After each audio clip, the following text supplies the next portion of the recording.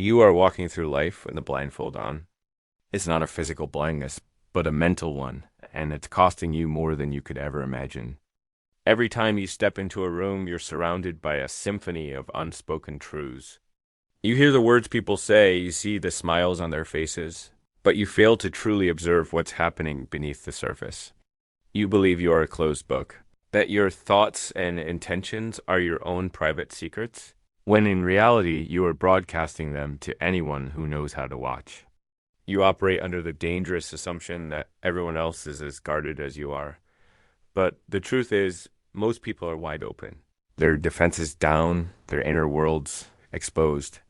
The most damaging part of this blindness is the illusion of control. You think you have the upper hand in your interactions, that you are the one steering the conversation, when in fact you are merely a passenger, guided by forces you don't even perceive. But this isn't a personal failing. You are not to blame. You are a product of your environment, an environment that has relentlessly conditioned you to trust your gut, to rely on your immediate instincts and emotional reactions.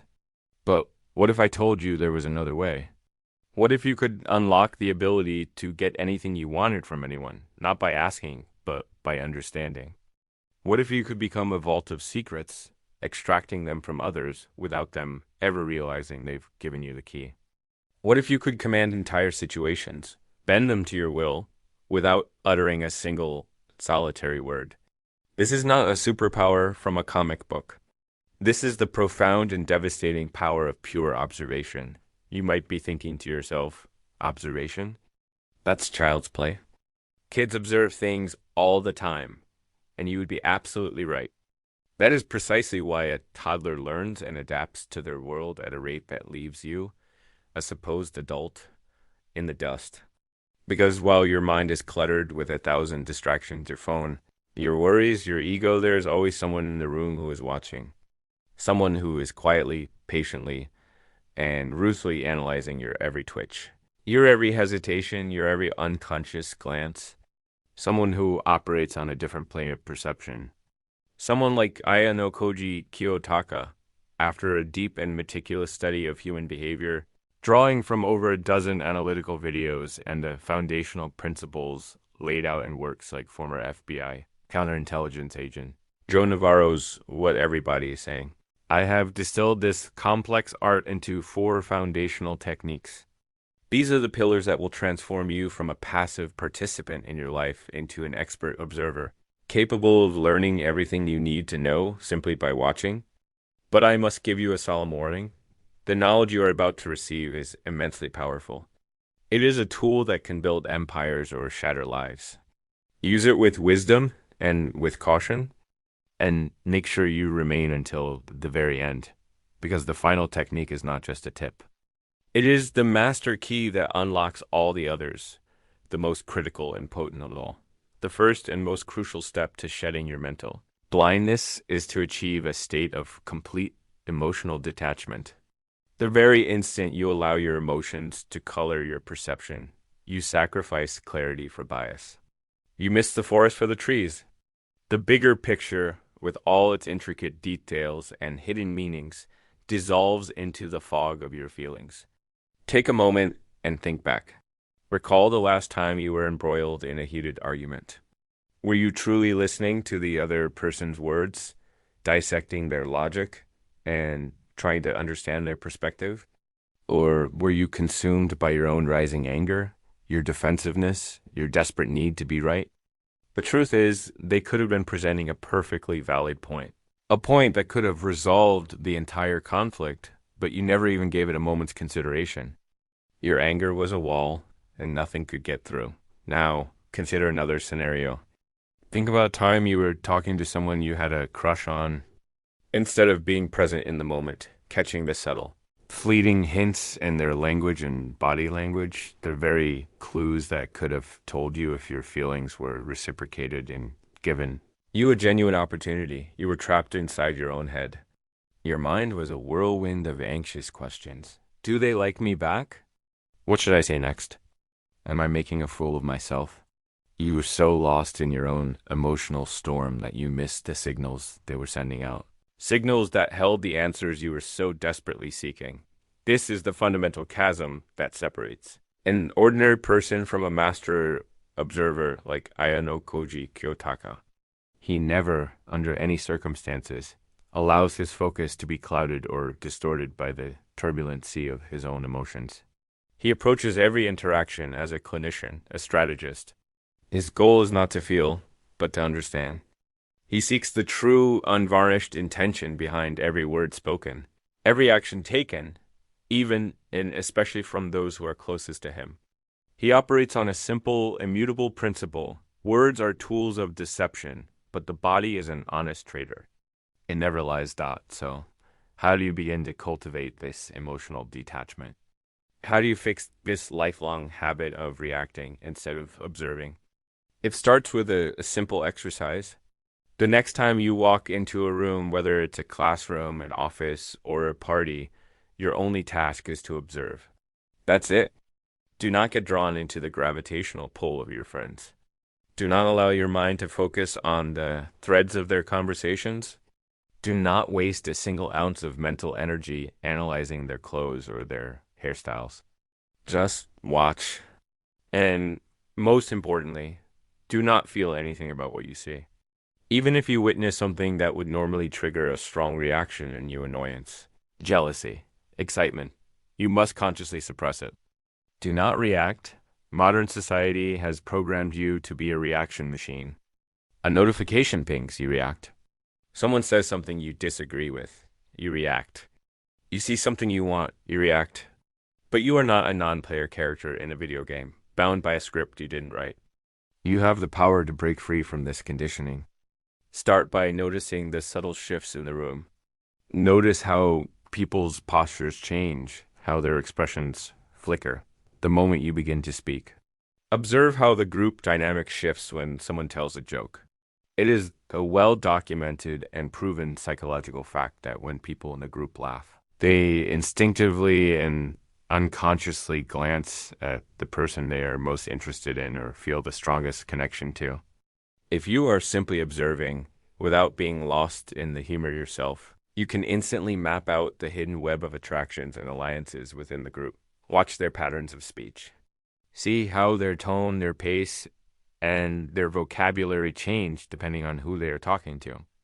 This will reveal the strange, often contradictory reality of human nature and social hierarchies. You will see how people perform different versions of themselves for different audiences. But a critical question arises. How can you conduct this level of intense observation without making people uncomfortable? Without coming across as a creep who is staring at everyone? This is a delicate art, and it leads us directly to our next essential technique. You probably walk through your life with a certain level of self-assurance. You believe you are a master of your own domain. You think you understand your emotions? That your feelings are always valid and justified. That your actions are the logical result of conscious thought. But here's a harsh truth you need to confront. There's a very good chance that many people you interact with don't actually like you. And the most dangerous part of this is that you are completely oblivious to it.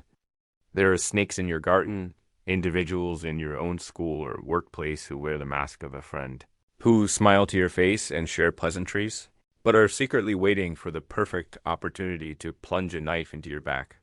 Yet you drift through your days blissfully unaware, never once stopping to question your own behavior, your own impact, your own presentation to the world. This is the hallmark of a self-absorbed person. And it is precisely why you must learn to step outside of your own subjective bubble and begin to watch yourself as if you were a complete stranger.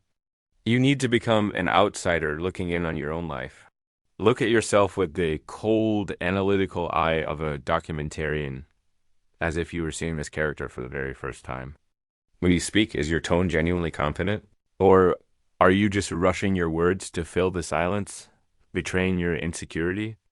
When you stand your ground, are you projecting true strength? Or are you just posturing, acting tough to mask a fragile ego? Do you even pause to think before you speak? Or do you let words tumble out of your mouth, unfiltered and unconsidered? The moment you begin to observe yourself with this level of detached scrutiny, Your entire perception of who you are will be shattered and then rebuilt on a foundation of truth.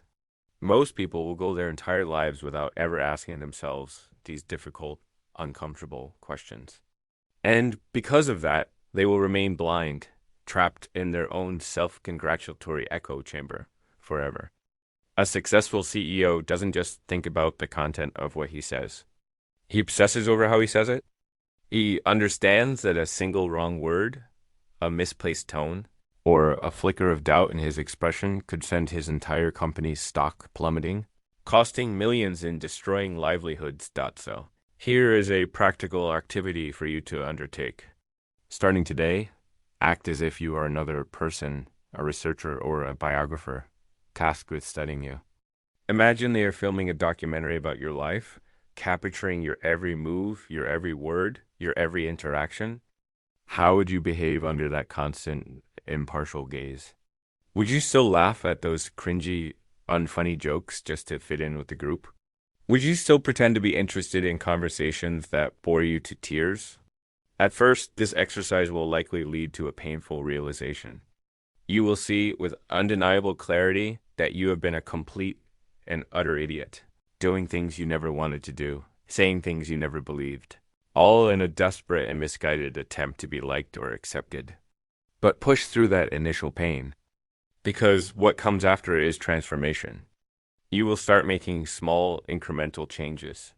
You will adjust your posture, refine your speech, and align your actions with your true intentions. You will start crafting a version of yourself that, when you observe it through that detached third-person lens, makes you feel a sense of genuine pride and integrity.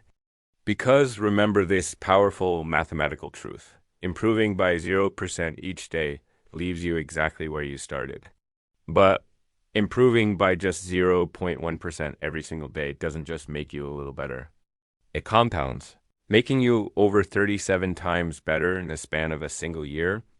But now that you have learned to observe your environment with emotional detachment, and you have begun the difficult but necessary work of observing yourself, a new question emerges.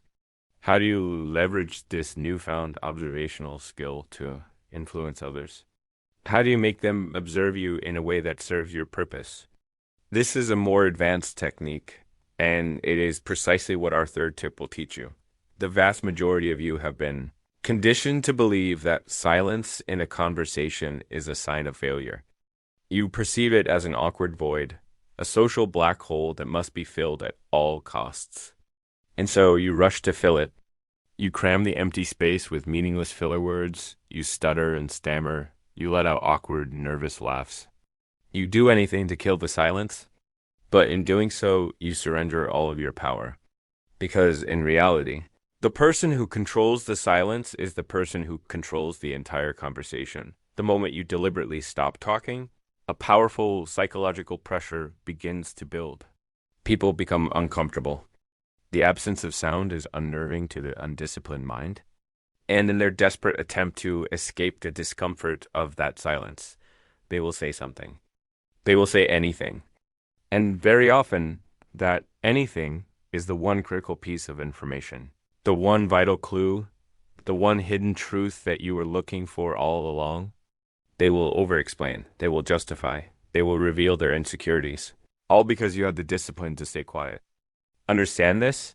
A perfectly timed and executed pause is infinitely more powerful than a perfectly crafted sentence. In the high-stakes world of business and negotiation, there is a well-known adage: whoever speaks first loses. The first person to break the silence after a proposal has been made is usually the one who is more desperate, more anxious, and more willing to concede. Now, take a moment to honestly analyze your own conversational habits. Do you talk too much? Do you have a tendency to over-explain yourself, to justify your every thought and action as if you were on trial? Do you ever consciously and strategically pause, not just to breathe, but to simply observe the effect of your words and the silence that follows? If the answer is no, then congratulations. You are behaving just like the other 90% of the sheep out there, bleeding mindlessly to fill the air. Here is how you fix this. It's a simple but profoundly effective technique. The next time you are in any conversation, whether it's with a friend, a professor, or a potential employer, make a conscious effort to pause for just 2 full seconds before you speak. It will feel unnatural at first. It might even feel excruciatingly long. But watch what happens. You will notice something shocking. The other person, unnerved by the brief vacuum you've created, will often jump in to fill it. They will start talking even more. They will elaborate on their points. They will reveal their underlying assumptions. They will work harder and harder to prove their point, to establish their own sense of superiority. And while they are doing all this, what are you doing? You are just observing. You are calm. You are silent. You are in complete and total control, just like Ayanokoji Kiyotaka. But this brings us to the final, most crucial question. After you have observed the environment, yourself, and the dynamics of conversation, after you have gathered all this raw data, how do you process it? How do you use it to prepare yourself for what comes next? How do you turn observation into foresight? This is where the final and most lethal tip comes into play. There is something happening in your life right this very second. A larger current flowing beneath the surface of your daily events, and you don't even realize it. You may have heard the phrase, everything happens for a reason. But what most people fail to grasp is that not everything happens independently. Events are linked. Actions are connected. Life is not a series of random, disconnected moments. It is a complex tapestry of interwoven patterns. Once you train your mind to stop looking at individual events and start observing the patterns that connect them, you will see the world in a way that few people ever do. Because everything and everyone has a pattern. People, conversations, global events, market trends, they all operate according to underlying patterns. If you notice that a coworker drinks a Starbucks coffee every single morning at 8:15 a.m., that is not just a random act of caffeine consumption. It is a habit. It is a ritual. It is a need. It is a pattern. And if you understand that pattern, you can leverage it. If you happen to bring them that exact coffee one morning, you are not just giving them a drink. You are demonstrating that you see them, that you pay attention. You are hacking their routine. In that moment, their guard might lower just enough for you to gain their trust. And suddenly you might become their confidant, their best friend. This principle of pattern recognition extends far beyond simple social interactions. You can apply it with devastating effect in the world of business. Imagine you are in a tense negotiation with a notoriously cocky and arrogant entrepreneur. He is stonewalling you, refusing to agree to your terms, enjoying the power trip. But then you remember something. You recall from your research or from a past conversation that he has a massive ego and a deep-seated need to always feel like he is getting the best and most exclusive deals first. He has a pattern of behavior driven by ego and a fear of missing out, so you play directly into his pattern. You restructure your proposal. You make him an irresistible offer, something that seems almost too good to be true, but you attach a critical condition. You look him in the eye and say, this is a one-time deal. It's on the table for the next 5 minutes and then it's gone forever. This is your first and last chance to take it. And just like that, you have shifted the entire dynamic. Panic begins to set in behind his confident facade. His ego, the very thing that was your biggest obstacle, now becomes your greatest weapon. It screams at him that he cannot possibly miss out on this exclusive one-time opportunity. He takes the deal. This is what happens when you stop reacting to the present moment and start observing the underlying patterns that govern behavior. This is how you stay 10 steps ahead of everyone else in the room. But you must be incredibly careful because this knowledge, this ability to see and manipulate patterns is a double-edged sword.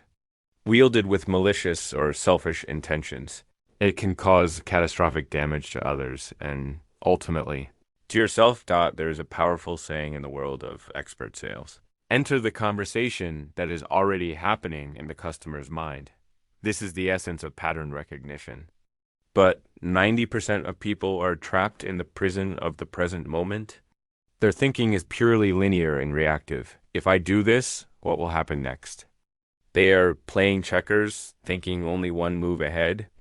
Then there are the rare individuals, the people like Ayanokoji. He isn't playing checkers. He's playing chess on a level that most people can't even comprehend. He doesn't just think about the next move. He thinks 10 moves ahead. He visualizes the entire board, anticipates his opponent's every possible response, and maps out multiple pathways to victory before the game has even begun. This is how you become untouchable. This is how you cultivate an unshakable inner calm while everyone around you is succumbing to panic and chaos. This is how you stop being a pawn in someone else's game and become the grandmaster of your own destiny. This is how you become someone as devastatingly clever as Ayanokoji Kiyotaka.